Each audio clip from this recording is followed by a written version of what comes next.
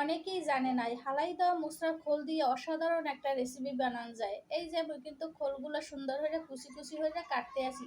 প্রথম মশলার খোল কিছু হালাই দিয়ে মধ্যে যেগুলো কচি কচি খোল আছে সেগুলো কিন্তু এরকম কুচি কুচি হয়ে কাটতে জলে একটু লবণ হলুদ আর লেবুর রস দিয়ে ভিজাই থইতে হইবে আধা ঘন্টার নাহানো।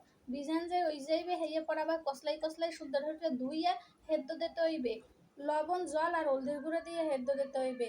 বেশ না অল্প সময় হেদ্দ দিয়ে আবার জল জড়াইয়া লইতে পারে। এই পাশে মেয়েকে একটা বাড়িতে যে বেসন চাউলের গুঁড়া হলদির গুঁড়া মরিচের গুঁড়া ধনিয়ার গুঁড়া লবণ একটু মিষ্টি স্বাদের লেগে চিনি দিয়ে সুন্দর করে মিলাইতে হইবে। এর মধ্যে কিন্তু ভুলো জল দিতে জল দেওয়া লাগবে না। আর এই পাশে যেই হেদ্দ হয়ে যাবে কলার মশলা জল জড়াই থইতে হইবে।